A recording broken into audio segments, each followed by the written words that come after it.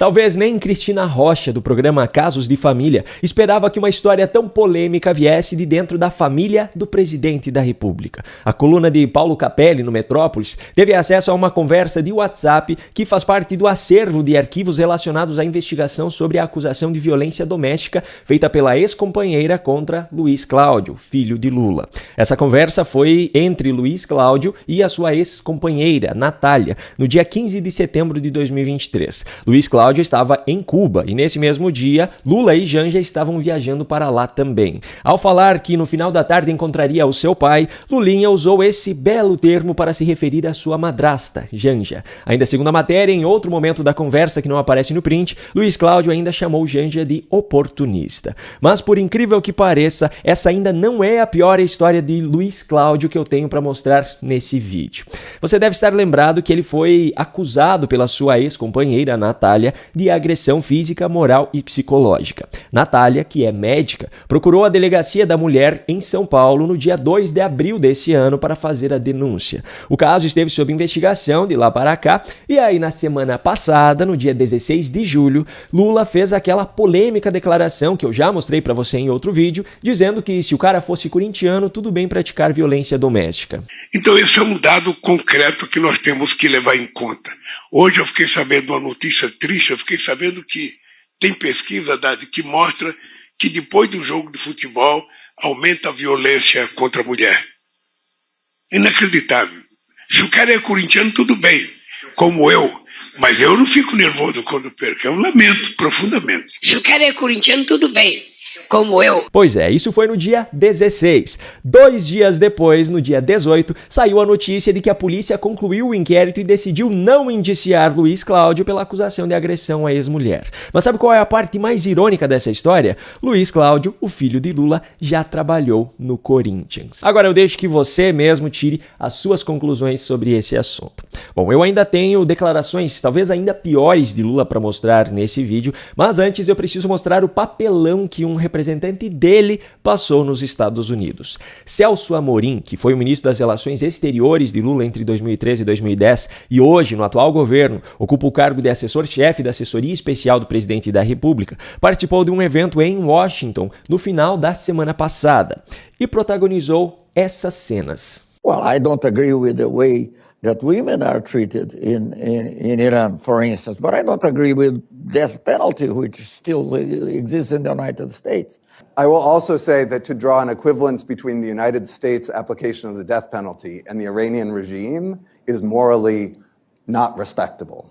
I think it's a bad equivalence, and I think it undermines the moral credibility of those who would draw that kind of equivalence. You won't destroy Russia. And so our objective is not to destroy, but what you're doing is in that direction. I don't know exactly what the solution is. I don't want to preach any solution, but because if you go into history, it's very complicated. Those who don't obey the law like to talk about history instead. Agora, uma coisa é certa, pelo menos ele cumpriu bem o seu papel de representar Lula, pois parece que eu vi o próprio ali sentado falando essas asneiras. Enfim, agora chegou a hora de falar sobre o chefe. Na última sexta-feira, Lula discursou em 2 eventos. No primeiro deles, uma cerimônia para anunciar contrato de financiamento do BNDES às exportações da Embraer, Lula disse isso aqui. Passou 4 anos dizendo que ia encontrar uma caixa preta do BNDES, ele encontrou, foi o banco mais equilibrado desse país.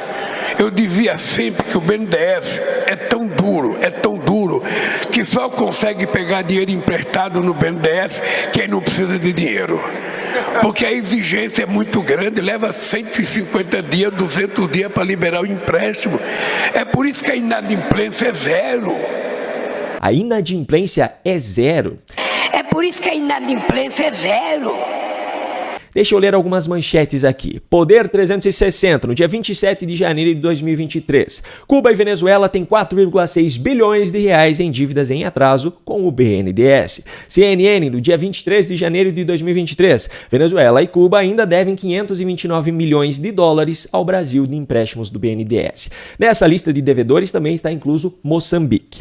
Apesar de ter sido iniciada em 1997, essa parceria foi amplamente utilizada durante os governos do PT, Mas para Lula, como ele disse logo que assumiu o atual mandato, a culpa da dívida era de Bolsonaro, que não soube cobrar. Enfim, o que mais me indignou nessa história não foi a fala de Lula, pois dele já não dá para esperar verdade nenhuma. O que me indignou foi que nenhum desses veículos de imprensa que eu mostrei, assim como nenhum dos outros que já publicaram matérias sobre esses calotes, ninguém falou sobre essa mentira de Lula no discurso de sexta. Eles falaram sobre algumas declarações do presidente no evento, mas ninguém se deu ao trabalho de pegar suas próprias matérias para desmenti-lo. E aí esse pessoal ainda reclama do fato de que a grande mídia está perdendo totalmente a sua credibilidade. Mas, por incrível que pareça, essa declaração de Lula ainda não foi a pior feita por ele na sexta-feira. No outro evento em que ele esteve, uma cerimônia em São José dos Campos, de anúncio de obras na Via Dutra e na Rio Santos, ao falar sobre reuniões internacionais que ainda participaria, Lula disse isso aqui. Eu vou participar da PEC, ainda no Peru, que é a questão dos países do Pacífico, que o Brasil não faz parte, mas como a China quer discutir a rota da seda, nós então vamos ter que preparar uma proposta para discutir o que eu ganho. Peraí, como assim o que eu ganho com isso? O que Lula tem que ganhar? O que eu ganho? Não custa lembrar que essa frase saiu da boca do mesmo homem que foi condenado em 3 instâncias, depois teve suas condenações anuladas por decisão monocrática de um ministro que havia sido indicado, por sinal, ao cargo pela companheira de partido dele. Mas o fato é que, dentre os crimes que teriam sido praticados por ele, estavam as reformas no sítio em Atibaia, que não era dele, mas que ele usava, feitas por grandes empreiteiras que tinham contratos com o governo. E aí agora, ao falar sobre uma discussão entre Brasil e China, ele pergunta, o que eu ganho? Bom, após dizer isso, ele fez uma pequena pausa, provavelmente pensando no que havia dito, e então reformulou a sua frase. Mas o vídeo, meus amigos, o vídeo é eterno. Nós então vamos ter que preparar uma proposta para discutir o que eu ganho. O que o Brasil ganha se a gente participar desse negócio? Qual é a fatia importante de participação do Brasil? O que eu ganho? O que eu ganho? Se esse conteúdo foi importante para você, ajude a levá-lo adiante compartilhando com quem você acredita que precisa assisti-lo também. Um grande abraço e até a próxima.